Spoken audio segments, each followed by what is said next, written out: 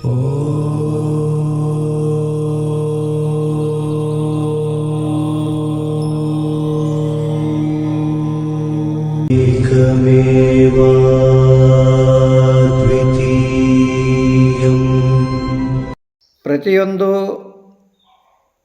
ಮತಗಳಿಗೆ ಧರ್ಮಗಳಿಗೆ ಅವರದೇ ಆದಂತಹ ಧರ್ಮಗ್ರಂಥಗಳು, ಅವರ ಮತದ ಗ್ರಂಥಗಳು ನಾವು ಕಾಣ್ತೀವಿ. ಹಾಗೆ ಹಿಂದೂಗಳಿಗೆ ಮುಸ್ಲಿಮರಿಗೆ ಮತ್ತು ಕ್ರಿಶ್ಚಿಯನ್ನರಿಗೆ, ಮುಸ್ಲಿಮರಿಗೆ ಗುರುಗಳೇ ನಿಮ್ದು ಮೀಟ್ ಆಗಿದೆ. ಹಾಂ, ಈಗ ಕೇಳ್ತಾ ಇರಬೇಕು. ಇವಾಗ ಕೇಳಿಸ್ತಾ ಇದೆ. ಪ್ರತಿಯೊಂದು ಧರ್ಮಗಳಿಗೂ ಕೂಡ ಅವರದೇ ಆದಂತಹ ಧರ್ಮಗ್ರಂಥಗಳು, ಅವರದೇ ಆದಂತಹ ಮತ ಗ್ರಂಥಗಳು ಇರ್ತವೆ. ಈಗ ಮುಸ್ಲಿಮರಿಗೆ ಹೇಗೆ ಕುರಾನ್ ಇದೆ, ಹೇಗೆ ಕ್ರಿಶ್ಚಿಯನ್ರಿಗೆ ಹೇಗೆ ಬೈಬಲ್ ಇದೆ, ಹಾಗೆ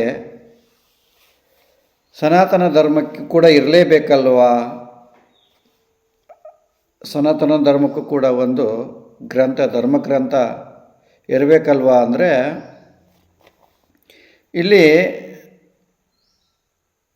ಈ ಮುಸ್ಲಿಂ ಧರ್ಮದಲ್ಲಿ ಏನಾಗುತ್ತೆ ಅಂದರೆ, ಒಬ್ಬ ಪ್ರವಾದಿ ಇರ್ತಾನೆ, ಅವನು ಬರೆದಂಥ ಒಂದು ಗ್ರಂಥ ಇರುತ್ತೆ, ಅದನ್ನು ಎಲ್ಲರೂ ಫಾಲೋ ಮಾಡಬೇಕು.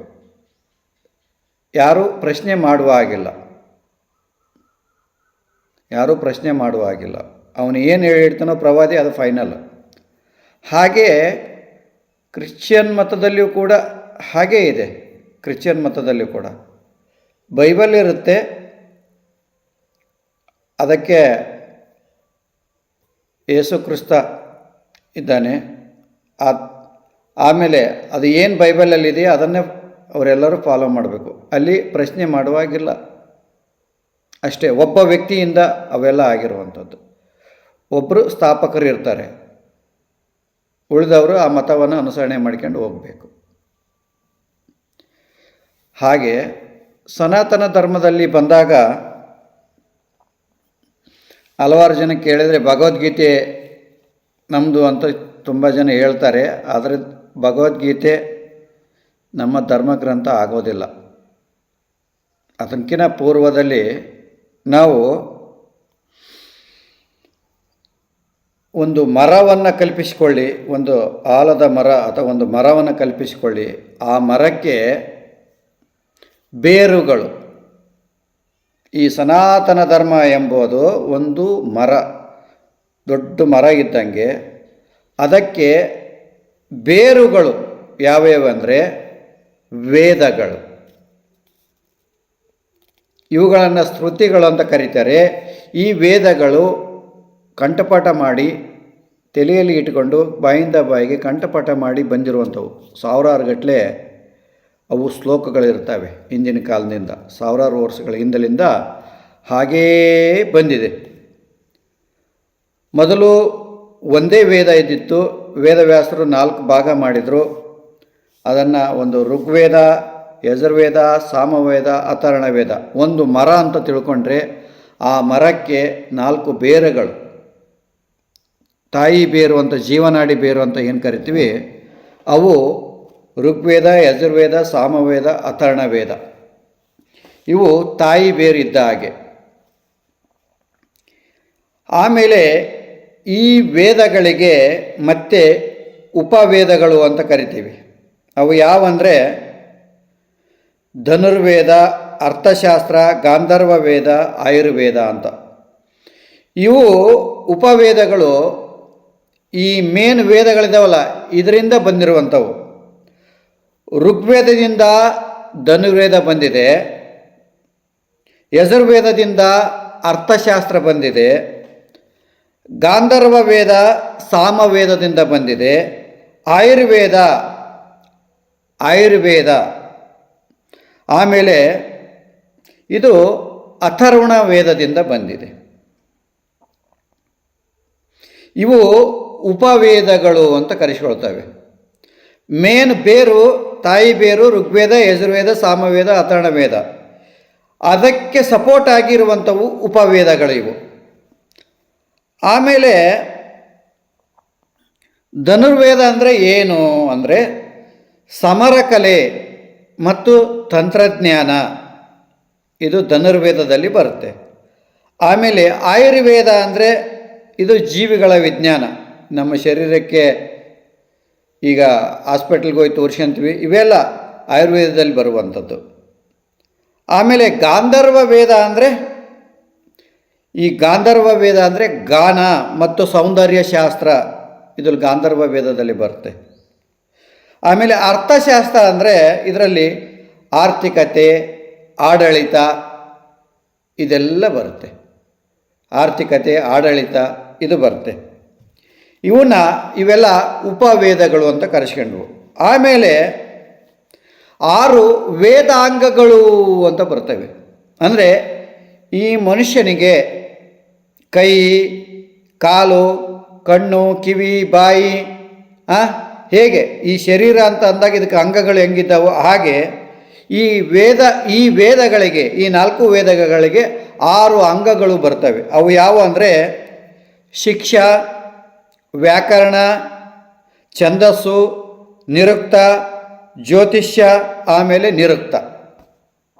ಇವು 6 ವೇದದ ಅಂಗಗಳು, ಇವು ವೇದಾಂಗಗಳು. ಶಿಕ್ಷೆ ಅಂದರೆ ಉಚ್ಚಾರಣೆ ಮತ್ತು ಉಸಿರಾಟದ ನಿಖರವಾದ ವಿಜ್ಞಾನ, ಇದು ಶಿಕ್ಷೆ. ವ್ಯಾಕರಣ ಅಂದರೆ ಭಾಷೆಯ ರಚನೆ, ಗ್ರಾಮರ್. ಛಂದಸ್ಸು ಅಂದರೆ ವೈದಿಕ ಪದ್ಯಗಳನ್ನು ನಿಖರವಾದ ಗಣಿತದ ಮೂಲಕ ಇದನ್ನು ಮಾಡುವಂಥದ್ದು, ಪ್ರಯೋಗ ಮಾಡುವಂಥದ್ದು. ನಿರುಕ್ತ ಅಂದರೆ ಪದಗಳ ಮೂಲ ಮತ್ತು ಅರ್ಥವನ್ನು ತಿಳಿಸುವಂಥದ್ದು, ನಿರುಕ್ತ ಅಂತ ಕರೀತಾರೆ. ಆಮೇಲೆ ಜ್ಯೋತಿಷ್ಯ, 5ನೇದು ಜ್ಯೋತಿಷ್ಯ. ಈಗ ಸರಿಯಾದ ಸಮಯದಲ್ಲಿ ಆಚರಣೆಗಳನ್ನು ಮಾಡುವಂಥದ್ದು, ಈ ಗ್ರಹಣದ ಸಮಯಗಳು, ಆಮೇಲೆ ಮಕ್ಕಳು ಹುಟ್ಟಿದಾಗ ಹೆಸರಿಡುವಂಥದ್ದು, ನಾಮಕರಣ ಮಾಡುವಂಥದ್ದು, ಸತ್ತಾಗ, ಇವೆಲ್ಲ ಆಚರಣೆಗಳು ಬರ್ತವೆ, ಇದು ಜ್ಯೋತಿಷ್ಯ. ಆಮೇಲೆ ಈ ಗ್ರಹಗಳ ಚಲನವಲನ, ನವಗ್ರಹ, ಬಾಹ್ಯಾಕಾಶ, ಇಲ್ಲಿ ಬಾಹ್ಯಾಕಾಶದಲ್ಲಿ ಬರುವಂಥ ಗ್ರಹಗಳ ಚಲನವಲನ ಇವೆಲ್ಲ ಜ್ಯೋತಿಷ್ಯದಲ್ಲಿ ಬರುತ್ತೆ. ಆಮೇಲೆ ನಿರುಕ್ತ ಅಂತ ಬರುತ್ತೆ, ಪದಗಳ ಮೂಲ ಮತ್ತು ಅರ್ಥದ ವಿಜ್ಞಾನ ಇದು. ನಿರುಕ್ತ ಅಂದರೆ ಆ ಪದಗಳ ಮೂಲ ಮತ್ತು ಅದರ ಅರ್ಥ, ಅದರ ವಿಜ್ಞಾನ. ನಾವೀಗ 6 ವೇದಾಂಗಗಳ ಬಗ್ಗೆ ನಾವು ತಿಳ್ಕೊಂಡ್ವಿ. ಆಮೇಲೆ ಪಾಣಿನಿ ಅಷ್ಟಾಧ್ಯಾಯ ಅಂತ ಒಂದು ಗ್ರಂಥ ಬರುತ್ತೆ. 3959 ನಿಯಮಾವಳಿಗಳಿವೆ. ಪಾಣಿನಿ ಅಷ್ಟಾಧ್ಯಾಯ ಅಂತ ಬರುತ್ತೆ, ಇದು ವ್ಯಾಕರಣ ಗ್ರಂಥ. ಇದನ್ನು ಅಭ್ಯಾಸ ಮಾಡಿದರೆ ನಿಮಗೆ ಈ ವೇದಗಳನ್ನು ಹೇಗೆ ಓದಬೇಕು, ಹೇಗೆ ಅರ್ಥ ಮಾಡ್ಕೋಬೇಕು ಎಂಬುದು ನಿಮಗೆ ಅರ್ಥ ಆಗುತ್ತೆ. ಅದಕ್ಕೆ 3959 ನಿಯಮಾವಳಿಗಳಿದ್ದಾವೆ. ಪಾಣಿನಿ ಅಷ್ಟಾಧ್ಯಾಯ ಅವರು ಬರೆದಿಟ್ಟೋಗಿದ್ದಾರೆ, ಅದು ಸಂಸ್ಕೃತ ವ್ಯಾಕರಣ ಗ್ರಂಥ. ಅದನ್ನು ಓದಬೇಕಾದ್ರೆ ನೀವು ಸಂಸ್ಕೃತ ಕಲಿಬೇಕಾಗತ್ತೆ. ಆಮೇಲೆ ಸನಾತನ ಧರ್ಮದ ಉಪ ಅಂಗಗಳು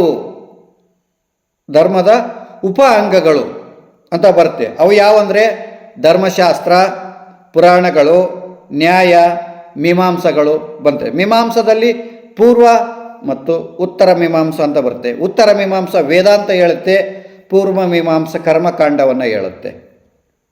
ನ್ಯಾಯ ಯಾವುದೇ ಅದನ್ನು ಲಾಜಿಕ್ಕಾಗಿ ತರ್ಕಬದ್ಧವಾಗಿ ಅದನ್ನು ವಾದ ಮಾಡುವಂಥದ್ದು. ಪುರಾಣಗಳು ಈ ವೇದಗಳಲ್ಲಿ ಇರುವಂಥದ್ದನ್ನು ಸುಲಭ ರೂಪದಲ್ಲಿ ಎಲ್ಲರಿಗೂ ಅರ್ಥ ಆಗೋ ರೀತಿಯಲ್ಲಿ ಕಥಾ ರೂಪದಲ್ಲಿ ಈ ಪುರಾಣಗಳು 18 ಪುರಾಣಗಳು, 18 ಉಪಪುರಾಣಗಳಿವೆ. ಧರ್ಮಶಾಸ್ತ್ರ ಅಂದರೆ ಆಚರಣೆಗಳು, ನಿಯಮಗಳು, ರೂಲ್ಸ್ಗಳು, ಕಾನೂನುಗಳು. ಧರ್ಮಶಾಸ್ತ್ರದಲ್ಲಿ ಮನುಸ್ಮೃತಿ, ಯಜ್ಞವಲ್ಯ ಸ್ಮೃತಿ, ಹೀಗೆ 20 ಸ್ಮೃತಿಗಳು ಬರ್ತವೆ. ಇವು ಎಲ್ಲ ಏನು ಸನಾತನ ಧರ್ಮದಲ್ಲಿ ಬರುವಂತಹ ಧರ್ಮ ಗ್ರಂಥಗಳೇ. 18 ಪುರಾಣಗಳು, 18 ಉಪಪುರಾಣಗಳು ಬರ್ತವೆ. ಮೇನ್ ಪುರಾಣಗಳು ಯಾವುವಂದರೆ ಬ್ರಹ್ಮಪುರಾಣ, ಪದ್ಮಪುರಾಣ, ವಿಷ್ಣು ಪುರಾಣ, ಶಿವಪುರಾಣ, ಭಾಗವತ ಪುರಾಣ, ನಾರದ ಪುರಾಣ, ಮಾರ್ಕಂಡೇಯ ಪುರಾಣ, ಅಗ್ನಿ ಪುರಾಣ, ಭವಿಷ್ಯ ಪುರಾಣ, ಬ್ರಹ್ಮವೈತ್ಯ ಪುರಾಣ, ಲಿಂಗ ಪುರಾಣ, ವರಾ ಪುರಾಣ, ಸ್ಕಂದ ಪುರಾಣ, ವಾಮನ ಪುರಾಣ, ಕೂರ್ಮ ಪುರಾಣ, ಮತ್ಸ್ಯ ಪುರಾಣ, ಗರುಡ ಪುರಾಣ, ಬ್ರಹ್ಮಾಂಡ ಪುರಾಣ. ಹೀಗೆ ಮೇನ್ ಆಗಿರುವಂಥವು 18 ಪುರಾಣಗಳು. ಆಮೇಲೆ ಆಯಾ ರಾಜ್ಯ ಆಯಾ ಪ್ರದೇಶಕ್ಕೆ ಸೀಮಿತವಾಗಿ ಕೆಲವೊಂದು ಉಪಪುರಾಣಗಳು ಮಾಡಿದ್ದಾರೆ. ಸನತ್ ಕುಮಾರ ಪುರಾಣ, ನಾರಸಿಂಹ ಪುರಾಣ, ಬ್ರಹ್ಮನಾರಾಯ ಪುರಾಣ, ಶಿವರಹಸ್ಯ ಪುರಾಣ, ದುರ್ವ ಪುರಾಣ, ಕಪಿಲ ಪುರಾಣ, ವಾಮನ ಪುರಾಣ, ಭಾರ್ಗವ ಪುರಾಣ, ವರುಣ ಪುರಾಣ, ಕಾಲಿಕಾ ಪುರಾಣ, ಸಾಂಬ ಪುರಾಣ, ನಂದಿ ಪುರಾಣ, ಸೂರ್ಯ ಪುರಾಣ, ಪ್ರಕಾಶರ ಪುರಾಣ, ವಶಿಷ್ಠ ಪುರಾಣ, ದೇವಿ ಪುರಾಣ, ಗಣೇಶ ಪುರಾಣ, ಹಂಸ ಪುರಾಣ. ಇವು ಕೆಲವೊಂದು ನಿರ್ದಿಷ್ಟವಾದ ಸ್ಥಳಗಳಿಗೆ ಅನ್ವಯವಾಗುವಂತಹ ಈ ಉಪಪುರಾಣಗಳು. ಆಮೇಲೆ ಇತಿಹಾಸ ಅಂತ ಬರ್ತದೆ. ಏನು ಇತಿಹಾಸ ಅಂದರೆ ಸಂಸ್ಕೃತದಲ್ಲಿ ಇತಿ ಅಂದರೆ ಹಿಂದೆ ಹೀಗೆ ಇತ್ತು, ಹೀಗೆ ನಡೆದಿತ್ತು, ಹೀಗೆ ಜರುಗಿತ್ತು ಅಂತ ಹೇಳುವುದು ಇತಿಹಾಸ ಆಗುತ್ತೆ. ಅಲ್ಲಿ ಇತಿಹಾಸದಲ್ಲಿ ರಾಮಾಯಣ ಬರುತ್ತೆ, ಮಹಾಭಾರತ ಬರುತ್ತೆ. ಮಹಾಭಾರತದಲ್ಲಿ ಏನು ಇಲ್ಲ ಅನ್ನಂಗಿಲ್ಲ, ಎಲ್ಲ ಇದೆ. ಅಲ್ಲಿ ಇಲ್ಲದೆ ಇರೋದು ಹೊರಗಡೆ ಏನೂ ಇಲ್ಲ. ಮಹಾಭಾರತದಲ್ಲಿ ಎಲ್ಲವೂ ಇದೆ. ರಾಮಾಯಣ ಮಹಾಭಾರತಗಳು ಈ ಸನಾತನ ಧರ್ಮದ ಇತಿಹಾಸಗಳಾಗಿವೆ. ಅದಾದ ಮೇಲೆ ದರ್ಶನಗಳು ಬಂದು, ಈಗ ನಾವು ದರ್ಶನ ಕ್ಲಾಸ್ ಮಾಡ್ತಾ ಇದ್ವಿ. ಅದರಲ್ಲಿ ಆಸ್ತಿಕ ದರ್ಶನಗಳು, ಆಮೇಲೆ ನಾಸ್ತಿಕ ದರ್ಶನಗಳು ಅಂತ ಬರ್ತವೆ. ನಾಸ್ತಿಕ ದರ್ಶನದಲ್ಲಿ ಚಾರುವಾಕ ದರ್ಶನ, ಬೌದ್ಧ ದರ್ಶನ, ಜೈನ ದರ್ಶನಗಳು ಬರ್ತವೆ. ಹಾಗೆ ಆಸ್ತಿಕ ದರ್ಶನದಲ್ಲಿ ನ್ಯಾಯ, ವೈಶೇಷಿಕ, ಸಾಂಖ್ಯ, ಯೋಗ, ಪೂರ್ವಮೀಮಾಂಸ, ಉತ್ತರ ಮೀಮಾಂಸ ವೇದಾಂತ, ಪೂರ್ವಮೀಮಾಂಸ ಕರ್ಮಕಾಂಡ. ಈಗ ನಾವು ನ್ಯಾಯ ದರ್ಶನ ನೋಡಿದ್ವಿ, ವೈಶೇಷಿಕ ದರ್ಶನ ನೋಡಿದ್ವಿ, ಸಾಂಖ್ಯ ದರ್ಶನ ನೋಡಿದ್ವಿ. ಲಾಸ್ಟ್ ಕ್ಲಾಸಲ್ಲಿ ಯೋಗ ದರ್ಶನವನ್ನು ನೋಡಿದ್ವಿ. ಪತಾಂಜಲಿ ಮಹರ್ಷಿಗಳ ಅಷ್ಟಾಂಗ ಯೋಗ, ಯಮ, ನಿಯಮ, ಆಸನ, ಪ್ರಾಣಾಯಾಮ, ಪ್ರತ್ಯಾಹಾರ, ಧಾರಣ, ಧ್ಯಾನ, ಸಮಾಧಿ, ಅಷ್ಟಾಂಗ ಯೋಗ, ಅದು ದರ್ಶನ. ಅದು ಇವೆಲ್ಲ ಈ 5 ದರ್ಶನಗಳು ಇವು ಥೇರಿ. ಆದರೆ ಪತಾಂಜಲಿ ಯೋಗ ಸೂತ್ರ, ನಾವು ಕುಂಡಲಿನಿ ರಾಜಯೋಗ ಅಂತ ಏನು ಕಲಿಸ್ತಾ ಇದ್ದೀವಲ್ಲ, ಇದು ಪ್ರಾಕ್ಟಿಕಲ್. ಇಲ್ಲಿ ಥೇರಿಯಲ್ಲಿ ಏನು ಹೇಳಿದೆ ಅದನ್ನು ಪ್ರಾಕ್ಟಿಕಲ್ ಆಗಿ ಅನುಭವ ಪಡ್ಕೊಳ್ಳೋದಕ್ಕೆ ಈ ಪತಾಂಜಲಿ ಯೋಗ ಸೂತ್ರ, ಅಷ್ಟಾಂಗ ಯೋಗ, ನಾವು ಕುಂಡಲಿನಿ ರಾಜಯೋಗ ನೀವು ಕಲಿಸ್ತಾ ಇದ್ದೇವೆ, ಇದೇ ಆಗಿರುತ್ತೆ. ಹೀಗೆ ಆಮೇಲೆ ವೇದಾಂತ ಉತ್ತರ ಇದರಲ್ಲಿ ಯಾವುದು, ಉತ್ತರ ಮೀಮಾಂಸದಲ್ಲಿ ವೇದಾಂತ ಅಂತ ಬರುತ್ತೆ, ಬಾದರಾಯಣವರು. ಆ ವೇದಾಂತದಲ್ಲಿ 3 ಬರ್ತವೆ, ಪ್ರಸ್ಥಾನತ್ರಯಗಳು ಅಂತ ಬರ್ತವೆ. ಪ್ರಸ್ಥಾನತ್ರಯಗಳು ಅಂದರೆ ಯಾವುವು? 108 ಶ್ರುತಿ ಪ್ರಸ್ಥಾನತ್ರಯ ಅಂತ ಬರುತ್ತೆ. ಅನುಭವದ ಆಧಾರದ ಮೇಲೆ ಶ್ರುತಿ ಪ್ರಸ್ಥಾನತ್ರಯಗಳಲ್ಲಿ 108 ಉಪನಿಷತ್ತುಗಳು ಬರ್ತವೆ. ಇವು ನೇರವಾಗಿ ಆಧ್ಯಾತ್ಮಿಕ ಅನುಭವಗಳನ್ನು ಒಳಗೊಂಡಂತಹ ವಿಶ್ಲೇಷಣೆ ಇದರಲ್ಲಿ ನಾವು ಕಾಣ್ತೀವಿ. ಅನುಭವಗಳ ಆಧಾರದ ಮೇಲೆ ಉಪನಿಷತ್ತುಗಳು ಇರೋದು. ಎರಡನೇದು ನ್ಯಾಯ ಪ್ರಸ್ಥಾನ ಅಂತ ಬರುತ್ತೆ. ಅಲ್ಲಿ ತರ್ಕ ಮತ್ತು ಬ್ರಹ್ಮಸೂತ್ರ, ಉಪನಿಷತ್ತುಗಳ ಬೋಧನೆ ತಾರ್ಕಿಕವಾಗಿ ಸಮನ್ವಯಗೊಳಿಸುವಂಥ ಬಾದರಾಯಣರು ಬರುವಂಥ 555 ಸೂತ್ರಗಳು ನಾವಿಲ್ಲಿ ಕಾಣ್ತೀವಿ. ಆಮೇಲೆ ಸ್ಮೃತಿ ಪ್ರಸ್ಥಾನ ಅಂತ 3ನೇದು ಬರುತ್ತೆ. ಅಂದರೆ ಆಚರಣೆ, ಭಗವದ್ಗೀತೆ 700 ಶ್ಲೋಕಗಳು, 18 ಅಧ್ಯಾಯ ಹೊಂದಿರುವಂಥ ಈ ವೇದಾಂತದ ಅರಿವನ್ನು ಹೊಂದಿರುವಂಥ ಇದು ಜೀವನದ ಕರ್ಮ ಮತ್ತು ಯುದ್ಧದ ಸಂದರ್ಭ, ಬಿಕ್ಕಟ್ಟಿನ ಸಮಯ, ಆ ಸಮಯದಲ್ಲಿ ಇದು ಪ್ರಾಯೋಗಿಕವಾಗಿ ಇದು ಆಚರಣೆಗೆ ಬರುವಂಥದ್ದು. ಇಲ್ಲಿ ಭಗವದ್ಗೀತೆ ಇಲ್ಲಿ ಬಂತು. ಎಲ್ಲಿ ಬಂತು? ವೇದಾಂತದಲ್ಲಿ ಅದು ಸ್ಮೃತಿ ಪ್ರಸ್ಥಾನತ್ರಯದಲ್ಲಿ ಭಗವದ್ಗೀತೆ ಬರುತ್ತೆ. ಹಾಗಾಗಿ ನಮ್ಮ ಸನಾತನ ಧರ್ಮದ ಧರ್ಮಗ್ರಂಥ ಭಗವದ್ಗೀತೆ ಆಗೋದಿಲ್ಲ. ಅದು ಏನು ಅಂದರೆ ಪ್ರಸ್ಥಾನತ್ರಯಗಳಲ್ಲಿ ಸ್ಮೃತಿ ಪ್ರಸ್ಥಾನತ್ರಯದಲ್ಲಿ ಭಗವದ್ಗೀತೆ ಬರುವಂಥದ್ದು. ಇದನ್ನು ನೀವು ತಲೆಯಲ್ಲಿಟ್ಟುಕೋಬೇಕು. ಹಾಗೆ ಈ ವೇದಗಳಿಗೆ, ಈ ವೇದದ ಜ್ಞಾನಗಳಿಗೆ ಯಾರೂ ಶೆಡ್ಡು ಹೊಡೆದು ನಿಂದಿರಲಿಲ್ವಾ? ಯಾರೂ ಇವುಗಳನ್ನು ಅಲ್ಲಗಳಿಲಿಲ್ವಾ? ಯಾರೂ ಇವರಿಗೆ ಸವಾಲು ಹಾಕಲಿಲ್ವಾ ಅಂತ ಕೇಳಿದರೆ, ಸವಾಲು ಹಾಕಿದವರು ಚಾರ್ವಾಕರು ಮತ್ತು ಜೈನರು ಮತ್ತು ಬೌದ್ಧರು. ಇವರು ಸವಾಲು ಹಾಕಿದ್ದಾರೆ ವೇದಗಳಿಗೆ. ಇವರು ನಾಸ್ತಿಕರು ಅಂದರೆ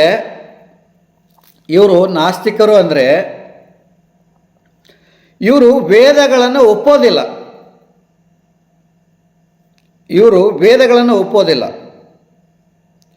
ಈ ಚಾರ್ವಾಕರದ್ದು ಏನು ಸಿದ್ಧಾಂತ ನಿಮಗೆ ಗೊತ್ತಿದೆ. ಎಷ್ಟೇ ಕಷ್ಟ ಇರಲಿ, ಏನೇ ಇರಲಿ, ತುಪ್ಪ ತಿನ್ನಬೇಕು ಚೆನ್ನಾಗಿ. ಮೆಟೀರಿಯಲಿಸ್ಟಿಕ್ ಆಗಿರುವಂಥವ್ರು, ಅಂದರೆ ಕಣ್ಣಿಂದ ಏನು ನೋಡ್ತಾರೋ ಅದನ್ನು ಮಾತ್ರ ಒಪ್ಪುವಂಥವ್ರು ಇವರು. ಇಲ್ಲ ಅಂದರೆ ಒಪ್ಪೋದೇ ಇಲ್ಲ. ಕಣ್ಣಿಗೆ ಕಾಣದೇ ಇರೋದನ್ನು ಇವರು ಒಪ್ಪೋದಿಲ್ಲ. ಬೌದ್ಧರು, ಈಗ ಜೈನರು, ಇವ್ರದ್ದು ಕಠೋರವಾದಂಥ ಅಹಿಂಸೆ ಇವ್ರ ತತ್ವ. ಬೌದ್ಧರದು ನಿರ್ವಾಣ ಅವಸ್ಥೆ, ಜೀರೋ ಥಾಟ್ಸ್. ಇವರು ವೇದಗಳನ್ನು ಒಪ್ಪೋದಿಲ್ಲ, ಆದರೆ ಇಂಡೈರೆಕ್ಟಾಗಿ ಇವರು ಸನಾತನ ಧರ್ಮದ ಎಲ್ಲ ತತ್ವಗಳನ್ನು ಕೂಡ ಒಪ್ಪುವಂಥವ್ರೆ. ಸ್ವಲ್ಪ ವ್ಯತ್ಯಾಸ ಕಾಣ್ತೀವಿ ಅಷ್ಟೇ. ಆಮೇಲೆ ಬರುವಂಥವುಗಳು ಆಗಮಗಳಲ್ಲಿ 6 ಆಗಮಗಳನ್ನು ಕಾಣ್ತೀವಿ. ಇವತ್ತು ಸನಾತನ ಧರ್ಮ ಜೀವಂತವಾಗಿದೆ. ಈ ಸಂಪ್ರದಾಯಗಳಿಂದ, ಪೂಜೆಗಳಿಂದ, ದೇವಸ್ಥಾನಗಳಿಂದ, ಇವುಗಳಿಂದನೇ ಇವತ್ತು ಸನಾತನ ಧರ್ಮ ಜೀವಂತವಾಗಿರೋದು.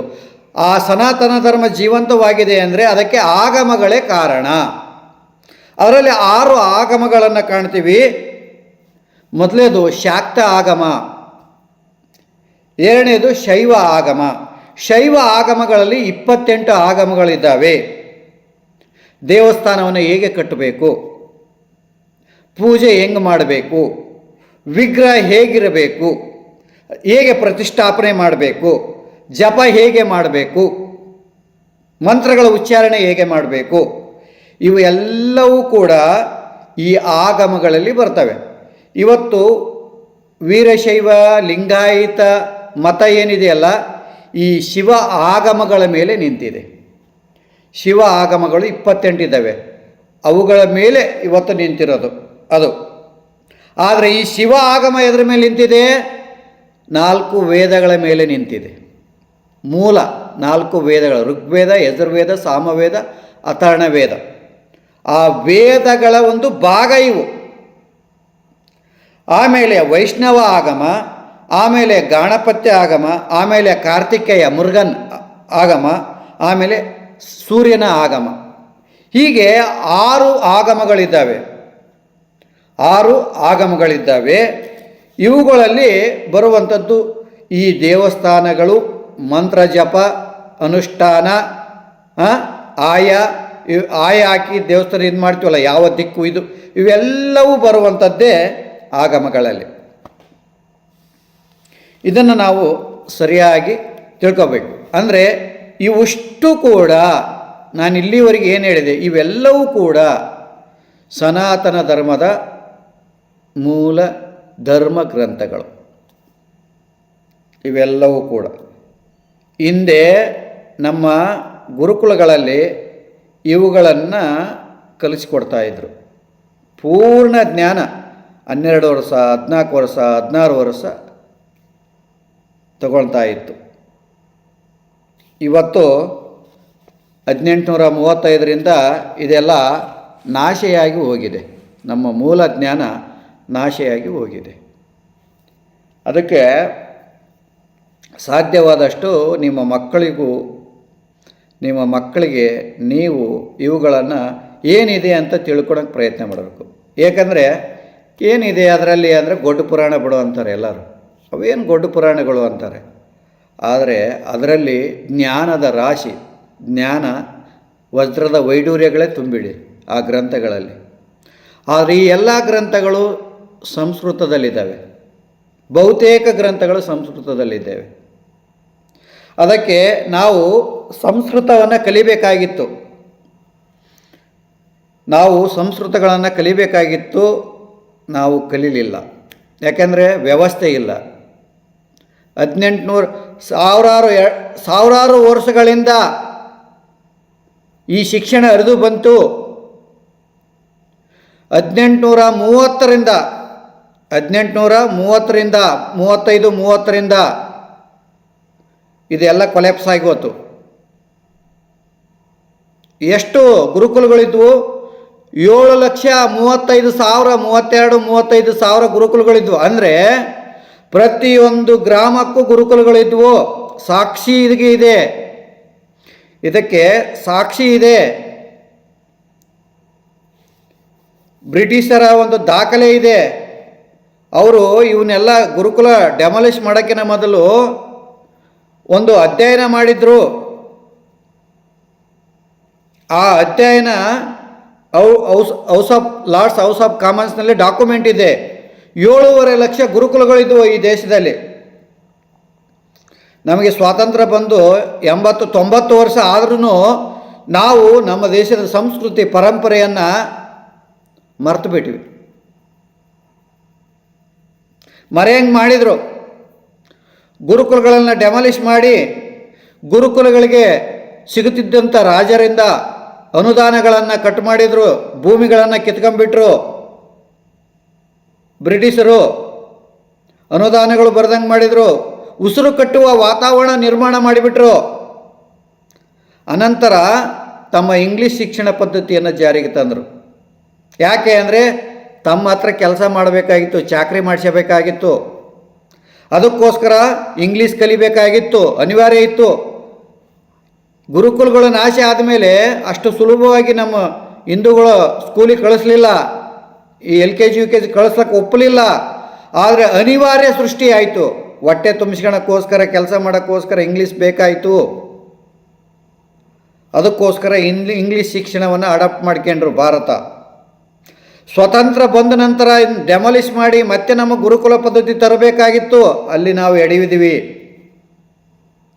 ಆ ಎಡವಿದ ಕಾರಣದಿಂದ ಇವತ್ತು ಜ್ಞಾನ ಶೂನ್ಯರಾಗಿದ್ದಾರೆ ನಮ್ಮ ಮಕ್ಕಳೆಲ್ಲ. ಈ ಜಗತ್ತಿನಲ್ಲಿ ಈ ಜ್ಞಾನ ಭಂಡಾರ ಎಲ್ಲಿ ಹುಡುಕಿದರೂ ಸಿಗೋದಿಲ್ಲ. ಭಾರತದಲ್ಲಿರುವಂಥ ಈ ಜ್ಞಾನ ಭಂಡಾರ ಜಗತ್ತಿನ ಯಾವ ಮೂಲೆಗೆ ಹೋದರೂ ಸಿಗೋದಿಲ್ಲ. ಏನಾದರೂ ಜ್ಞಾನ ಇದೆ ಅಂದರೆ, ಜಗತ್ತಿನಲ್ಲಿ ಏನಾದರೂ ಜ್ಞಾನ ಇದೆ ಅಂದರೆ ಅದು ಭಾರತದಿಂದ ಹೋಗಿದೆ. ಇಲ್ಲಿಂದ ಕಾಪಿ ಮಾಡ್ಕೊಂಡು ಹೋಗಲಾಗಿದೆ.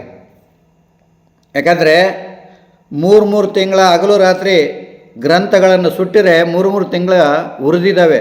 ನಳಂದ ವಿಶ್ವವಿದ್ಯಾನಿಲಯಕ್ಕೆ ಬೆಂಕಿ ಹಚ್ಚಿದರೆ 3 ತಿಂಗಳ ಹಗಲು 3 ತಿಂಗಳ ರಾತ್ರಿ ಉರಿದಿದ್ದಾವೆ ಗ್ರಂಥಗಳು.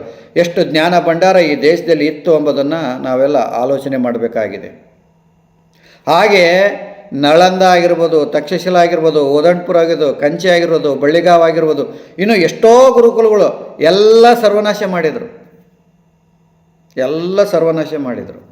ಅಷ್ಟೇ ಅಲ್ಲ, ದೇವಸ್ಥಾನಗಳು ಕೂಡ ಹಿಂದಿನ ಕಾಲದಲ್ಲಿ ಗುರುಕುಲಗಳಾಗಿದ್ದು ದೇವಸ್ಥಾನಗಳನ್ನು ಸರ್ವನಾಶ ಮಾಡಿದರು. ನಮ್ಮ ವಿದ್ಯೆಯ ಪ್ರಸಾರ ಒಂದು ದೇವಸ್ಥಾನಗಳಿಂದ ಆಗ್ತಿತ್ತು, ಇನ್ನೊಂದು ಗುರುಕುಲಗಳಿಂದ ಆಗ್ತಿತ್ತು. ಗುರುಕುಲಗಳಲ್ಲಿ ಆಚಾರ್ಯರು ಅಂತ ಏನಿದ್ರಲ್ಲ, ಆಚಾರ್ಯರ ಸಹಿತ ಸಾಯಿಸಿದರು. ಗುರುಕುಲಗಳ ನಾಶದ ಜೊತೆಗೆ ಯಾರು ಜ್ಞಾನವನ್ನು ನೀಡ್ತಾ ಇದ್ರು ಅಂಥ ಆಚಾರ್ಯರನ್ನು ಸಾಯಿಸಿದರು, ಕೊಂದಾಕಿದರು. ಯಾಕಂದರೆ ಈ ಜ್ಞಾನ ಹರಡಬಾರದು. ಈ ಸ್ಥಿತಿ ಆಗೋಯ್ತು ನಮ್ಮ ದೇಶಕ್ಕೆ. ಇವತ್ತು ನಾವು ಜ್ಞಾನ ಶೂನ್ಯರಾಗಿದ್ದೀವಿ ಅಂದರೆ ಅದಕ್ಕೆ ಕಾರಣ ಈ ಆಕ್ರಾಂತ. ಮೊಘಲಾಗಿರ್ಬೋದು, ಬ್ರಿಟಿಷರಾಗಿರ್ಬೋದು. ನಾವು ಸ್ವತಂತ್ರ ಬಂದ ಮೇಲೆ ಆದರೂ ಕೂಡ ನಮ್ಮದೇ ಶಿಕ್ಷಣ ಅಳವಡಿಸ್ಕೋಬೇಕು ಅಂದರೆ ಜಾತ್ಯತೀತ ರಾಷ್ಟ್ರ ಮಾಡಿ ಇಟ್ಕೊಂಡ್ಬಿಟ್ಟಿದ್ದಾರೆ. ಏನು ಮಾಡೋದು ಪರಿಸ್ಥಿತಿ ಇವತ್ತು ನಿರ್ಮಾಣ ಆಗಿಬಿಟ್ಟಿದೆ. ಅದಕ್ಕೆ ಕೊನೆಗೆ ಆನ್ಲೈನ್ನಲ್ಲಿ ಆದರೂ ಕೂಡ ಈ ಒಂದು ಶಿಕ್ಷಣ ಪ್ರಸಾರ ಆಗಬೇಕು, ಸನಾತನ ಧರ್ಮದ ಶಿಕ್ಷಣ ಪ್ರಸಾರ ಆಗಬೇಕು, ಸಾಧ್ಯವಾದಷ್ಟು ಮಾಡಬೇಕು. ಈಗ ನಾವು ದರ್ಶನಗಳ ಬಗ್ಗೆ ಹೋಗುವಾಗ 4ನೇದು ಪತಂಜಲಿ ಮಹರ್ಷಿಗಳ ದರ್ಶನವನ್ನು ನಾವು ಕೊನೆಯ ವಿಡಿಯೋದಲ್ಲಿ ನೋಡಿದ್ವಿ. ಪಂಚಕ್ಲೇಶಗಳನ್ನು ನೋಡಿದ್ವಿ. ಅಸ್ಮಿತೆ, ರಾಗ, ದ್ವೇಷ, ಅಭಿನವೇಶ ಇವುಗಳನ್ನು ನಾವು ಸರಿಯಾಗಿ ತಿಳ್ಕೋಬೇಕು. ಯೋಗ ಅಂದರೆ ಏನು ಅಂತ ಸರಿಯಾಗಿ ತಿಳ್ಕೋಬೇಕು. ಯೋಗ ಚಿತ್ತ ವೃತ್ತಿ ನಿರೋಧ. ಸಮುದ್ರದ ಅಲೆಗಳು ಹೇಗೆ ಸಮುದ್ರದಲ್ಲೇ ಲಯವಾಗ್ತವೋ ಹಾಗೆ ಈ ಮನುಷ್ಯನ ಆಲೋಚನಾ ತರಂಗಗಳು ಅದು ಆತ್ಮದಲ್ಲೇ ಲಯ ಆಗಬೇಕು. ಅದಕ್ಕೆ ಚಿತ್ತದ ವೃತ್ತಿಗಳನ್ನು ನಿಲ್ಲಿಸುವಂಥದ್ದು, ಜೀರೋ ಸ್ಟೇಟಸ್ಗೆ ತರುವಂಥದ್ದು, ನಿರೋಧಾವಸ್ಥೆಗೆ ತರುವಂಥದ್ದು ಮನಸ್ಸನ್ನು. ಅದಕ್ಕೆ ಮನಸ್ಸಿನಲ್ಲಿ 5 ಅವಸ್ಥೆಯನ್ನು ಹೇಳಿದರು. ಕ್ಷಿಪ್ತ ಅವಸ್ಥೆ, ಮೂಢ ಅವಸ್ಥೆ, ಇನ್ನೊಂದು ವಿಕ್ಷಿಪ್ತ ಅವಸ್ಥೆ, ಏಕಾಗ್ರ ಅವಸ್ಥೆ, ಆಮೇಲೆ ನಿರೋಧ ಅವಸ್ಥೆ. ಇವುಗಳನ್ನು ಒಂದೊಂದೇ ಹಂತವಾಗಿ ಮೀರುತ್ತಾ ಬರಬೇಕಾಗತ್ತೆ. ಕ್ಷಿಪ್ತ ಅಂದರೆ ವಿಷಯಗಳ ಮಧ್ಯೆ ಎಳೆದಾಡುವಂತಹ ಒಂದು ಮನಸ್ಸಿನ ಅವಸ್ಥೆ, ವಿಷಯಗಳ ನಡುವೆ ಓಲಾಡುವಂಥದ್ದು, ಅದಕ್ಕೆ ಕ್ಷಿಪ್ತ ಅಂತ ಕರೆದರು. ಮೂಢ ಅಂದರೆ ನಿದ್ರೆಯಲ್ಲಿ ಇರುವಂತಹ ಸ್ಥಿತಿ, ಮೂಢ ಸ್ಥಿತಿ. ವಿಕ್ಷಿಪ್ತ ಅಂದರೆ ಅದು ಸತ್ವಪ್ರಧಾನವಾಗಿದ್ದು ಇಲ್ಲಿ ಮನಸ್ಸು ಮತ್ತು ವಿಷಯ ಮತ್ತು ಧ್ಯಾನ ಮಧ್ಯೆ ಓಲಾಡ್ತಾ ಇರುತ್ತೆ. ಈಗೆಲ್ಲ ನಿಮ್ಮದು ವಿಕ್ಷಿಪ್ತ ಅವಸ್ಥೆಯಲ್ಲಿ ಇರ್ತೀರ. ಸತ್ವಪ್ರಧಾನವಾಗಿದ್ದರೂ ಕೂಡ ಇಲ್ಲಿ ಮನಸ್ಸು ವಿಷಯಗಳ ಕಡೆಗೆ ಮತ್ತು ಧ್ಯಾನದ ಕಡೆಗೆ ಆ ಕಡೆಗೆ ಓಲಾಡ್ತಾ ಇರುತ್ತೆ. ಇದಕ್ಕೆ ವಿಕ್ಷಿಪ್ತ ಅವಸ್ಥೆ. ಈಗ ಸದ್ಯ ನೀವೆಲ್ಲ ವಿಕ್ಷಿಪ್ತ ಅವಸ್ಥೆಯಲ್ಲಿ ಇರ್ತೀರ. ಏಕಾಗ್ರ ಅವಸ್ಥೆ ಅಂದರೆ ಒಂದು ವಸ್ತುವಿನ ಮೇಲೆ ಏಕಾಗ್ರ ಮಾಡುವಂಥದ್ದು, ಮನಸ್ಸನ್ನು ನಿಲ್ಲಿಸುವಂಥದ್ದು, ಅದಕ್ಕೆ ಏಕಾಗ್ರ ಅವಸ್ಥೆ ಅಂದರು. ಆಮೇಲೆ ನಿರೋಧ ಅಂದರೆ ಈ ಮೇಲಿನ 4 ಅವಸ್ಥೆಗಳನ್ನು ಮೀರಿದ ಸ್ಥಿತಿ, ಅಂದರೆ ಮನಸ್ಸು ಪೂರ್ಣವಾಗಿ ಹತೋಟಿಯಲ್ಲಿ ಇರುವಂಥದ್ದು. ಈ ಸ್ಥಿತಿಗೆ ಏರಿದಾಗ ಜೀವಿಗೆ ಸಮಾಧಿ ಪ್ರಾಪ್ತ ಆಗತ್ತೆ. ಅವನು ಸವಿಕಲ್ಪ ಮತ್ತು ನಿರ್ವಿಕಲ್ಪ ಸಮಾಧಿಗಳನ್ನು ಅನುಭವಿಸ್ತಾನೆ. ಇದನ್ನು ತಿಳ್ಕೋಬೇಕು. ನಾವು ಇಲ್ಲಿವರೆಗೆ ಹೇಳಿದೆ, ಮೊದಲು ಪೀಠಿಕೆ ಎಲ್ಲ ಹಾಕಿದೆ. ಸನಾತನ ಧರ್ಮದ ಎಲ್ಲ ಆಗಮಗಳು, ದರ್ಶನಗಳು, ಪುರಾಣಗಳು, ಉಪಪುರಾಣಗಳು, ಇತಿಹಾಸಗಳು, ವೇದಗಳು, ಉಪವೇದಗಳು, ವೇದಾಂಗಗಳು ಎಲ್ಲವನ್ನು ಹೇಳಿದೆ. ಇದೆಲ್ಲ ಏನು ಗೊತ್ತಾ? ಥೇರಿ. ಇದೆಲ್ಲ ಏನು? ಥೇರಿ. ಪ್ರಾಕ್ಟಿಕಲ್ಲಾಗಿ ಇದು ಅನುಭವಕ್ಕೆ ಬರಬೇಕಂದ್ರೆ ಪತಂಜಲಿ ಮಹರ್ಷಿಗಳ ಅಷ್ಟಾಂಗ ಯೋಗಕ್ಕೆ ಬರಬೇಕು. ಯೋಗ ದರ್ಶನದ 4ನೇ ದರ್ಶನ ಅದು, ಪತಂಜಲಿ ಯೋಗ ದರ್ಶನ. ಅಲ್ಲಿ ಏನು ಹೇಳ್ತಾನೆ? ಮೊದಲು ಫಸ್ಟಿಗೆ ಈ ಸಾಧನೆಗೆ ಬರಬೇಕಂದ್ರೆ ಏನು ಮಾಡಬೇಕು? ಫಸ್ಟಿಗೆ ಏನು ಮಾಡಬೇಕು? ನಾವು ಸಿಸ್ಟಮ್ ಕಲಿಬೇಕು. ಅನುಶಾಸನ, ಯಮನಿಯಮಗಳನ್ನು ಪಾಲನೆ, ಅನುಶಾಸನ. ಅದಕ್ಕೆ ಅನುಶಾಸನ ಅಂದಿದ್ದು. ಯಮದಲ್ಲಿ 5, ನಿಯಮದಲ್ಲಿ 5 ಬರ್ತವೆ. ಅವುಗಳನ್ನು ಪಾಲನೆ ಮಾಡುವುದು ಅನುಶಾಸನ. ಫಸ್ಟ್ ಕಲಿಬೇಕು. ಆನಂತರ ಚಿತ್ತವೃತ್ತಿ ನಿರೋಧ, ಚಿತ್ತದಲ್ಲಿರುವಂತಹ ವೃತ್ತಿಗಳನ್ನು ನಿಗ್ರಹಿಸುವಂಥದ್ದು, ಅದಕ್ಕೆ ವಿರೋಧಾವಸ್ಥೆ, ನಿರೋಧಾವಸ್ಥೆ ಅಂತ ಹೇಳಿದ್ದು. ಇವು ಎರಡನ್ನು ಪತಂಜಲಿ ಮಹರ್ಷಿಗಳು ಸ್ಪಷ್ಟವಾಗಿ ಹೇಳ್ತಾರೆ. ಇದು ಎರಡನ್ನೇ ನೀವು ಮಾಡಬೇಕಾಗಿರೋದು. ಆಮೇಲೆ ಅದನ್ನು ಮಾಡ್ತಾ ಅವಿದ್ಯೆ, ಅಸ್ಮಿತೆ, ರಾಗ, ದ್ವೇಷ, ಅಭಿನವೇಶ ಇವುಗಳೆಲ್ಲ ನೀವು ಹಂತವಾಗಿ ಪರಿಶುದ್ಧಿ ಮಾಡ್ಕೋಬೇಕು, ಗೆಲ್ಕ ಅಂತ ಬರಬೇಕು. ಅಂದರೆ ಅವಿದ್ಯೆ ಅಂದರೆ ಆತ್ಮ ಅಂದ್ರೇನು, ಅನಾತ್ಮ ಅಂದ್ರೇನು, ಅವು ಎರಡರ ಮಧ್ಯದಲ್ಲಿರುವಂಥ ಕಗ್ಗಟ್ಟಂತ ಬಿಡಿಸ್ಬೇಕು. ಅಂದರೆ ನಾವು ಇನ್ನೊಂದು ಇದರಲ್ಲಿ ಹೇಳಿದ್ವಿ, ಪ್ರಕೃತಿ ಮತ್ತು ಪುರುಷ. ಅದನ್ನು ತಿಳ್ಕೋಬೇಕು, ಯಾವುದು ಪ್ರಕೃತಿ ಯಾರು ಪುರುಷ. ಜಗತ್ತು 25 ತತ್ವಗಳಿಂದ ನಿರ್ಮಿತ ಆಗಿದೆ ಅಂತಂದು ಹೇಳ್ತು ದರ್ಶನ, ಸಾಂಖ್ಯ ದರ್ಶನ. ಯಾವ 25 ತತ್ವಗಳು ಅದನ್ನು ನಾವು ತಿಳ್ಕೋಬೇಕು. 25 ತತ್ವಗಳು ಯಾವುವು, ಮತ್ತು ಆತ್ಮ ಯಾರು, ಇವುಗಳಿಂದ ಬೇರೆ ಆಗಿದ್ದಾನೆ ಆತ್ಮ, ಇದನ್ನು ನಾವು ತಿಳ್ಕೋಬೇಕು. ಇವತ್ತು ನಾವು ನೇರವಾಗಿ ಮೀಮಾಂಸಾ ದರ್ಶನಕ್ಕೆ ಬರ್ತೀವಿ. ಇದನ್ನು ಪೂರ್ವ ಮೀಮಾಂಸಾ ಅಂತ ಕರೀತಾರೆ. ಈ ಮೀಮಾಂಸಾ ದರ್ಶನ ಬರೆದವರು ಜೈಮಿನಿ ಮಹರ್ಷಿಗಳು. ವೇದದ ಕರ್ಮಕಾಂಡ ಅಗತ್ಯವೇ ಇಲ್ಲ ಎಂದು, ಕೊನೆಗೆ ಆತ್ಮ ಸಾಕ್ಷಾತ್ಕಾರಕ್ಕೆ ವೇದಗಳ ನೆರವು ಅವಶ್ಯವಿಲ್ಲವೆಂದು ಆಸ್ತಿಕರಲ್ಲಿ ಒಂದು ರೀತಿಯ ನಾಸ್ತಿಕ ಭಾವನೆ ಉತ್ಪತ್ತಿಯಾಗುವ ಕಾಲವೂ ಒಂದು ಬಂದಿತ್ತು. ಅಂದರೆ ಇವತ್ತೇನಾಗಿದೆ ಅಂದರೆ ಲಾಸ್ಟಿಗೆ ಈ ಕರ್ಮಗಳ ಕಡೆಗೆ ಪ್ರಾಧಾನ್ಯತೆ ಕೊಡೋದಿಲ್ಲ.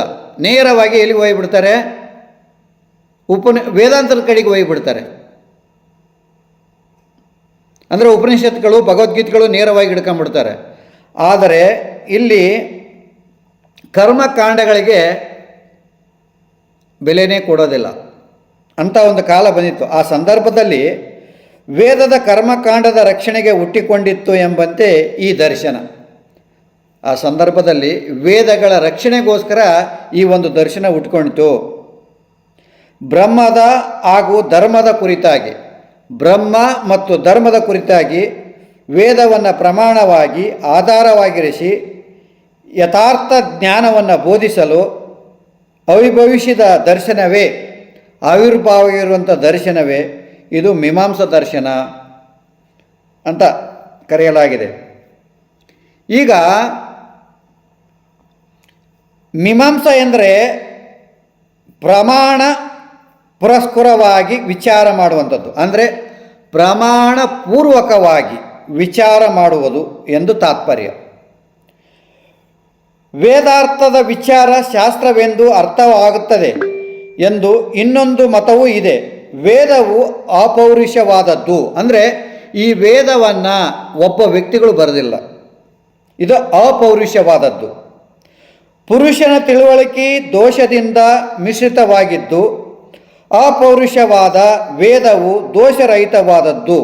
ಹಾಗಾಗಿ ಧರ್ಮ ಅಧರ್ಮಗಳ ನಿರ್ಣಯವಾದ ಅಧಿಕಾರಿಯು ವೇದವಾಗಿದ್ದು ಅದು ಸ್ವಯಂ ಪ್ರಮಾಣವಾಗಿರುತ್ತೆ. ವೇದ ಸ್ವಯಂ ಪ್ರಮಾಣವಾಗಿರುತ್ತೆ. ವೇದೋಕ್ತ ವೈದಿಕ ಕ್ರಿಯಾನುಸಾರಣದಿಂದ ಮಾತ್ರ ಮುಕ್ತಿ ಲಾಭ ಎಂದು ಮೀಮಾಂಸಕರು ಹೇಳ್ತಾರೆ. ಅಂದರೆ ವೇದೋಕ್ತವಾಗಿರುವಂತಹ ಕ್ರಿಯೆಗಳನ್ನು ಕರ್ಮಗಳ ಮಾಡುವುದರಿಂದ ನಿಮಗೆ ಮುಕ್ತಿ ಇದೆ ಅಂತಂದು ಈ ಮೀಮಾಂಸೆ ಹೇಳುತ್ತೆ. ಈ ಮೀಮಾಂಸಕರು ಏನು ಹೇಳ್ತಾರೆ ಅಂದರೆ ಪ್ರತ್ಯಕ್ಷ, ಅನುಮಾನ, ಶಬ್ದ ಈ ಪ್ರಮಾಣಗಳ ಜೊತೆಗೆ ಉಪಮಾನವನ್ನು ಕೂಡ ಸ್ವೀಕರಿಸುವಂಥದ್ದು ಮಾತ್ರವಲ್ಲದೆ ಹೊಸದಾಗಿ ಅರ್ಥಪತ್ತಿ ಮತ್ತು ಅನುಪಲಬ್ಧಿ ಎಂಬ ಪ್ರಮಾಣಗಳನ್ನು ಕೂಡ ಇವರು ಸೇರಿಸಿದ್ದಾರೆ. ಇದರಲ್ಲಿ ವೇದವೇ ಸರ್ವದಿಂದಲೂ, ವೇದವೇ ಸರ್ವವಿಧದಿಂದಲೂ ಸರಿಯಾದ ಆಧಾರವಾಗಿದೆ. ವೇದವೇ ಸರ್ವಸ್ವ, ಅದರ ಸರಿಯಾದ ಜ್ಞಾನವೇ ಧರ್ಮದ ತಿಳುವಳಿಕೆ ಉಂಟಾಗುತ್ತೆ. ಧರ್ಮ ಎಂದರೆ ಮಾನವನು ಸಹ ಮತ್ತು ಪರಲೋಕಗಳ ದೃಷ್ಟಿಯಿಂದ ಸುಖ ಶಾಂತಿಗಳಿಗಾಗಿ ಮೋಕ್ಷ ಸಿದ್ಧಿಗಾಗಿ ಮಾಡಬೇಕಾದಂಥ ಕೆಲಸಗಳು. ಧರ್ಮದ ಅನುಷ್ಠಾನದಿಂದ ಸುಖ ಸಿದ್ಧಿ ಆಗುತ್ತದೆ ಎಂದು ಮೀಮಾಂಸಾ ದರ್ಶನದಲ್ಲಿ ಸ್ಪಷ್ಟಪಡಿಸಲಾಗಿದೆ. ಮೀಮಾಂಸಾ ದರ್ಶನದಲ್ಲಿ ವೇದೋಕ್ತ ಕರ್ಮಗಳ ಅನುಷ್ಠಾನ ಧರ್ಮ ಎಂದು ಹೇಳಲಾಗಿದೆ. ಈಗ ವೇದೋಕ್ತ ಕರ್ಮಗಳನ್ನು ಪ್ರತಿಯೊಬ್ಬರೂ ಮಾಡಬೇಕು. ಅವುಗಳಲ್ಲಿ 4 ವಿಧಗಳಿದ್ದಾವೆ. ಯಾವುವು ಅಂದರೆ ನಿತ್ಯ ಕರ್ಮ. ಈಗ ನಿತ್ಯ ಕರ್ಮ ಅಂದರೆ ನಿತ್ಯ ಸಂಧ್ಯಾ ವಂದನೆ ಮಾಡುವಂಥದ್ದು, ಅಗ್ನಿಹೋತ್ರಗಳನ್ನು ಮಾಡುವಂಥದ್ದು, ಜಪ ಧ್ಯಾನಗಳ ಮಾಡುವಂಥದ್ದು, ಪೂಜೆಗಳನ್ನು ಮಾಡುವಂಥದ್ದು, ಇವೆಲ್ಲ ನಿತ್ಯ ಕರ್ಮದಲ್ಲಿ ಬರ್ತವೆ. ಎರಡನೇದು ನೈಮಿತ್ಯ ಕರ್ಮ.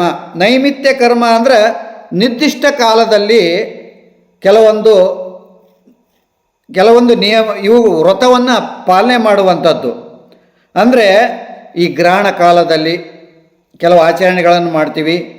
ಆಮೇಲೆ ಸಂಕ್ರಾಂತಿ ಬಂದಾಗ ನದಿ ಸ್ನಾನಗಳಿಗೆಲ್ಲ ಹೋಗ್ತೀವಿ. ಆಮೇಲೆ ಕೆಲವು ಸಂದರ್ಭಗಳಲ್ಲಿ ನಿರ್ದಿಷ್ಟ ಕಾಲದಲ್ಲಿ ಕೆಲವೊಂದು ಕರ್ಮಗಳನ್ನು ಮಾಡ್ತೀವಿ. ಅವುಗಳನ್ನು ನೈಮಿತ್ಯ ಕರ್ಮ ಅಂತಂದು ಹೇಳಲಾಗಿದೆ. ಮೂರನೇದು ಕಾಮ್ಯಕರ್ಮ. ಕಾಮ್ಯಕರ್ಮ ಅಂದರೆ ವಿಶೇಷವಾದ ಫಲವನ್ನು ಬಯಸಿ ಮಾಡುವಂಥ ಪೂಜೆ, ವ್ರತ ಇತ್ಯಾದಿ ಕರ್ಮಗಳು. ಅಂದರೆ ಅನುಷ್ಠಾನಗಳು ಮಾಡ್ತಾರೆ, ಯಾವುದೋ ಒಂದು ಉದ್ದೇಶ, ಮಕ್ಕಳಾಗಲಿ ಅಂತಂದು ಹರಕೆ ಹೊತ್ಕೊಳ್ಳುವಂಥದ್ದು, ಏನೋ ಸಮಸ್ಯೆ ಬಂದಿತ್ತು ಅಂದರೆ ಅದಕ್ಕೋಸ್ಕರ ಹರಕೆ ಹೊತ್ಕೊಳ್ಳುವಂಥದ್ದು, ವ್ರತಗಳನ್ನು ಮಾಡುವಂಥದ್ದು, ಪೂಜೆಗಳು ಮಾಡುವಂಥದ್ದು, ವ್ರತ ನಿಯಮಗಳನ್ನು ಇವೆಲ್ಲ ಕಾಮ್ಯಕರ್ಮಗಳಲ್ಲಿ ಬರ್ತವೆ. ಅಪ್ಪ ನಮ್ಗೆ ಹಿಂಗಾಗಬೇಕು ಅಂತಂದೇಳಿ, ಆಮೇಲೆ ನಮ್ಗೆ ಹಿಂಗೆ ಆದರೆ ನಾವು ಹಿಂಗೆ ದೇವಸ್ಥಾನಕ್ಕೆ ಬಂದು ಹರಕೆ ಹೊತ್ಕೊಂಡು ಹಿಂಗೆ ಮಾಡ್ತೀವಿ ಅಂತಂದು ಹೇಳುವಂಥದ್ದು ಕೆಲವು ಕಾಮ್ಯಕರ್ಮಗಳು ಬರ್ತವೆ ಅದರಲ್ಲಿ. ಹಾಗೆ ನಿಷಿದ್ಧ ಕರ್ಮ ಅಂತ ಬರುತ್ತೆ 4ನೇದು. ನಿಷಿದ್ಧ ಕರ್ಮ ಅಂದರೆ ನಿಷೇಧಿಸಲ್ಪಟ್ಟಂಥ, ಎಂದರೆ ಮಾಡಬಾರ್ದು, ಶಾಸ್ತ್ರದಲ್ಲಿ ಏನು ಮಾಡಬಾರ್ದು ಅಂತ ಹೇಳಿದೆಯಲ್ಲ ಆ ಕೆಟ್ಟ ಕೆಲಸಗಳನ್ನು ಮಾಡಬಾರ್ದು.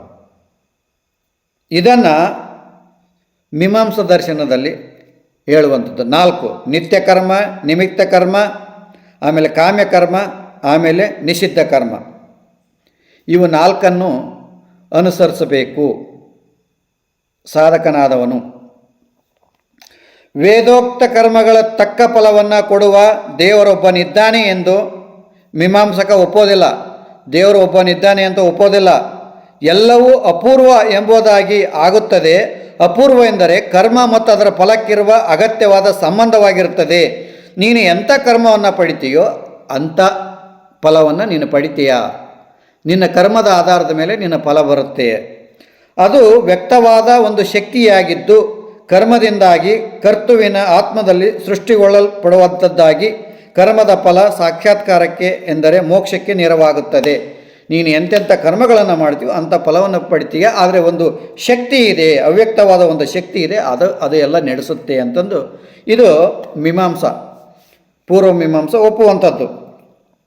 ನಿಷಿದ್ಧ ಕರ್ಮವನ್ನು ಮಾಡುತ್ತಾ ಧರ್ಮಕ್ಕೆ ವಿರುದ್ಧವಾಗಿ ವರ್ತಿಸುವುದರಿಂದ ಮನುಷ್ಯನು ಕರ್ಮ ಬಂಧನಕ್ಕೆ ಸಿಲುಕಲು ಕಾರಣ ಎಂದು ಮೀಮಾಂಸಕರ ಅಭಿಪ್ರಾಯ. ನಿಷಿದ್ಧ ಕರ್ಮವನ್ನು ಮಾಡಿದರೆ ಅವನು ನಿಷಿದ್ಧ ಕರ್ಮ ಮಾಡಿದರೆ ಮತ್ತೆ ಸತ್ತು ಹುಟ್ಟಿ ಬರಬೇಕಾಗತ್ತೆ. ಹಾಗೆ ಜೀವರು ಅಸಂಖ್ಯ ಜಗತ್ತು ಕರ್ಮದಿಂದ ಹತೋಟಿಯಲ್ಲಿ ಇಡಲ್ಪಟ್ಟಿರುತ್ತಾರೆ ಎಂದು ಹೇಳುತ್ತಾರೆ.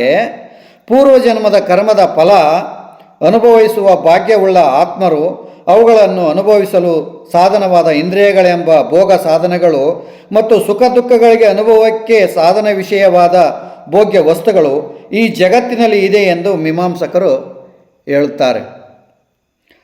ಕಾಲವು ಸರಿದಂತೆ ಮೀಮಾಂಸಾ ಶಾಸ್ತ್ರಕಾರರು ಹೇಳಿದ ವಿಚಾರಗಳ ಬಗ್ಗೆ ಸಂಶಯ, ಅಪೂರ್ಣತೆಗಳು ಕಂಡುಬಂದು 2 ವಿಭಾಗಗಳು, ಪಂಥಗಳು ಹುಟ್ಟಿಕೊಂಡು ಆಮೇಲೆ ಅದು ಕುಮಾರಿಲಾ ಭಟ್ಟ ಪ್ರಣೀತ ಅಂತಂದು ಭಟ್ಟ ಮತ, ಆಮೇಲೆ ಪ್ರಭಾಕರ ಪ್ರಣೀತ ಪ್ರಭಾಕರ ಭಟ್ಟ ಅಂತಂದು 2, ಮತ್ತೆ ಅದರಲ್ಲಿ 2 ಮತಗಳು ಹುಟ್ಟಿಕೊಂಡು. ಕುಮಾರಿ ಭಟ್ಟ ಮತದಂತೆ ವೇದವು ಶ್ರೇಷ್ಠವಾದ ಪ್ರಮಾಣವಾಗಿದೆ. ವೇದದಲ್ಲಿ ಹೇಳಿರುವ ಯಜ್ಞ ಯಾಗಾದಿ ನೈಮಿತ್ಯ ಕರ್ಮಗಳಲ್ಲಿ ಮಾನವನಿಗಿರುವ ಸುಖ ಸಿದ್ಧಿ ಮತ್ತು ದುಃಖ ತಪ್ಪಿಸುವಿಕೆ ಬಯಕೆ ನೆರವೇರಿಸಲು ಇರುವುಗಳಾಗಿವೆ. ಇಂತಹ ಕರ್ಮಗಳನ್ನು ಮಾಡಿದರೆ ಅದರಿಂದ ಮನುಷ್ಯನಿಗೆ ಸಾಧನೆಯ ಗುರಿ ತಲುಪಲು ಸಾಧ್ಯ ಅಂತ ವೇದ ಹೇಳುತ್ತೆ. ಹಾಗಾಗಿ ಮಾನವನು ವೈದಿಕ ಕರ್ಮವನ್ನು ಅನುಷ್ಠಾನ ಮಾಡುತ್ತಾ ಇಷ್ಟ ಸಾಧನ ಜ್ಞಾನವನ್ನು ಅವನನ್ನು ಪ್ರೇರೇಪಿಸುತ್ತದೆ ಎಂದು ಹೇಳುತ್ತಾರೆ. ವೇದವೇ ಧರ್ಮವೆಂದು ಎಂಬುದನ್ನು ನಿರ್ಧರಿಸುವ ಸಾಮರ್ಥ್ಯ ಹೊಂದಿರುವುದಾಗಿದೆ. ಧರ್ಮವು ಸುಖಕ್ಕೆ ಸಾಧನವಾಗಿದೆ. ಮೋಕ್ಷ ಎಂದರೆ ಎಲ್ಲ ದುಃಖ ನೋವುಗಳಿಂದ ವಿಮುಕ್ತವಾಗಿರುವ ಆನಂದದ ಸ್ಥಿತಿ. ಆ ಮೋಕ್ಷವನ್ನು ಕರ್ಮ ಮತ್ತು ಜ್ಞಾನದ ಮೂಲಕ ಪಡೆಯಬಹುದಾಗಿದೆ. ದೇವರನ್ನು ಮೀಮಾಂಸಕಾರರು ಒಪ್ಪೋದಿಲ್ಲವಾದರೂ ಕುಮಾರಿಲ ಭಟ್ಟರು ಒಪ್ಪಿದ್ದು ತನ್ನ ಶ್ಲೋಕಾರ್ಥಿಕ ಗ್ರಂಥದಲ್ಲಿ ಶಿವನನ್ನು ಶ್ರೇಯ ಪ್ರಾಪ್ತಿಗಾಗಿ ಪ್ರಾರ್ಥಿಸಿರುವುದು ಕಂಡುಬರುತ್ತದೆ. ಹಾಗಾಗಿ ಅವನನ್ನು ಶೇಷೇಶ್ವರ ಮೀಮಾಂಸಕಾರನೆಂದು ಕರೆಯಲಾಗಿದೆ. ಪ್ರಭಾಕರ ಮತದಂತೆ ವೇದವು ಮಾನವನ ಮೇಲೆ ಪ್ರಭುತ್ವ ಮಾಡುವ ರೀತಿಯಲ್ಲಿ ಕರ್ಮದ ಬಗ್ಗೆ ವಿಧಿವಿಧಾನಗಳನ್ನು ಹೊಂದಿದೆ. ಮಾನವನು ವೇದೋಕ್ತ ಕರ್ಮಗಳ ಅನುಷ್ಠಾನ ಮಾಡುವುದೇ ತನ್ನಲ್ಲಿರುವ ಕರ್ತವ್ಯ ಜ್ಞಾನ ಮತ್ತು ವೇದಗಳ ಬಗ್ಗೆ ಗೌರವ ಹಾಗೂ ವೇದ ಪ್ರಮಾಣ ಮೇಲ್ಮೆಯ ಕುರಿತಾದ ನಂಬಿಕೆಯೇ ಆಗಿದೆ. ಧರ್ಮವೇ ಪುರುಷಾರ್ಥ ಮೋಕ್ಷ ಎಂದು ಎಲ್ಲ ಸುಖ ಮತ್ತು ದುಃಖ ಇಲ್ಲದಂತಾಗಿ ಆತ್ಮದ ಸಹಜ ಸ್ಥಿತಿಯಾಗಿರುತ್ತದೆ. ಈ ಎರಡೂ ಪಂಥದವರು ವೇದವನ್ನು ಶ್ರೇಷ್ಠ ಪ್ರಮಾಣವೆಂದು ಅಂಗೀಕರಿಸುತ್ತಾರೆ. ಇವರಲ್ಲಿ ಕುಮಾರಿ ಭಟ್ಟರು ಪಂಥವು ಹೆಚ್ಚು ಪ್ರಸಿದ್ಧವಾಗಿರುತ್ತದೆ. ಹೀಗೆ ಮೀಮಾಂಸಾ ದರ್ಶನವು ವೇದದ ಶಬ್ದಾರ್ಥ, ವೈದಿಕ ಕರ್ಮಗಳ ವಿಧಿವಿಧಾನ, ಅಗತ್ಯಗಳ ಬಗ್ಗೆ ಬರೇ ಶಾಬ್ದಿಕ ಅಲ್ಲದೆ ಆಧ್ಯಾತ್ಮಿಕವಾದ ದೃಷ್ಟಿಯಿಂದಲೂ ವಿಶ್ಲೇಷಣೆ ನಡೆಸಿ ಇದರಿಂದಾದ ವೇದದ ಅರ್ಥಗ್ರಹಣಕ್ಕೆ, ಜೀವನದಲ್ಲಿ ಅದರ ಸ್ಥಾನ ಮೌಲ್ಯಗಳ ಬಗ್ಗೆ ತೀರ್ಮಾನಕ್ಕೆ ಬರಲು ವಿಚಾರವಾದಿಗಳಿಗೆ ತುಂಬ ಸಹಜವಾಗಿದೆ. ಭಾಷೆಯ ಬೆಳವಣಿಗೆ, ಅರ್ಥ ಹಾಗೂ ಸೌಂದರ್ಯ ವೃದ್ಧಿಗೆ ವ್ಯಾಕರಣಶಾಸ್ತ್ರ ಹೀಗೆ ಅಗತ್ಯವೋ ಹಾಗೆ ವೇದವು ಅರ್ಥಗ್ರಹಣಕ್ಕೆ ನಿಶ್ಚಿತವಾದ ಆಧ್ಯಾತ್ಮಿಕ ತತ್ವದ ತಾತ್ಪರ್ಯ. ಪ್ರಕಾಶಕ್ಕೆ ಮೀಮಾಂಸಾಶಾಸ್ತ್ರವು ಬಹಳ ಮಟ್ಟಿಗೆ ಹಿಂದೂ ದರ್ಶನಕಾರರಿಗೆಲ್ಲ ಸಹಕಾರಿಯಾಗಿದ್ದು ನಿತ್ಯ ನೂತನವೂ ನಿತ್ಯ ಉಪಯೋಗವೂ ಎಂಬುವಂತಾಗಿದೆ. ವೇದಗಳ ಪ್ರಮಾಣವನ್ನು ಸ್ಥಾಪಿಸಿ ಹಿರಿಮೆಯನ್ನು ಎತ್ತಿ ಹಿಡಿದ ಮೀಮಾಂಸಾಶಾಸ್ತ್ರವು ಹಿಂದೂ ಧರ್ಮದ ಏಳಿಗೆಗೆ ಮತ್ತು ಭದ್ರತೆಗೆ ಸುಭದ್ರ ಬುನಾದಿ ಹಾಕಿರುತ್ತದೆ ಎಂಬುದನ್ನು ಸ್ಮರಣೀಯವಾಗಿ ಅಂಶವಾಗಿದೆ. ಹೀಗೆ ವೇದೋಕ್ತ ಕರ್ಮಗಳನ್ನು ಮಾಡುವುದರ ಮೂಲಕ ಮೋಕ್ಷವನ್ನು ಪಡೆಯಬೇಕು.